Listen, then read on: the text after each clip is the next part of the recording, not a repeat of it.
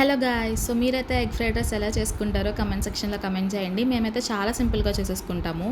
So ఎలా చేసుకుంటాం అన్నదైతే ఈ వీడియోలో చూపిస్తాను. సో ఫస్ట్ అయితే మీ స్టైల్లో ఆమ్లెట్ ఎలా అయితే వేసుకుంటారో అలా అయితే వేసేసుకోండి. మేమైతే ఇక్కడ ఆనియన్స్తో వేసుకోవట్లేదు, నార్మల్గా వేసుకుంటున్నాము. కొంచెం కారం, కొంచెం సాల్ట్, అందులో కొంచెం వాటర్ యాడ్ చేసి ఎగ్స్ అయితే వేసుకొని బాగా బీట్ చేసి ఆమ్లెట్ లాగా అయితే వేసేసుకోండి. మనకు అది ఆమ్లెట్ లాగా అయిపోయిన తర్వాత అయితే పీసెస్గా చేసేసుకోవాలి దాన్ని. సో వీడియోలో కనిపిస్తుంది కదా, సో ఆ విధంగా అయితే మీరు పీసెస్ లాగా అయితే చేసేసుకోండి.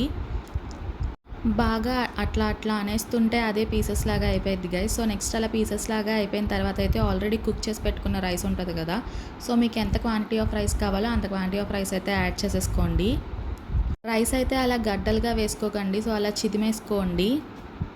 నెక్స్ట్ మనం ముందుగా ఆమ్లెట్లో వేసుకున్న సాల్ట్ అయితే సరిపోదు కదా, సో అందుకని చెప్పేసి అయితే కొంచెం సాల్ట్, అలాగే కొంచెం కారం, అల్లం వెల్లుల్లి పేస్ట్, ఇంకా మసాలా పౌడర్ ఉంటుంది కదా, సో మీకు ఇంకొంచెం స్పైసీగా కావాలంటే మసాలా పౌడర్ కూడా యాడ్ చేసుకోండి, బాగుంటుంది.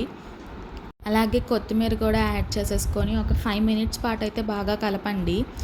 సరిగ్గా కలుపుకోకపోతే ఒక్కొక్క చోట కారంగా, ఒక్కొక్క చోట ఉప్పగా అనిపిస్తుంది గైస్. అందుకని చెప్పి బాగా కలపండి. అట్లీస్ట్ ఒక 5 మినిట్స్ అయినా కలిపితే సెట్ అయిపోయిద్ది.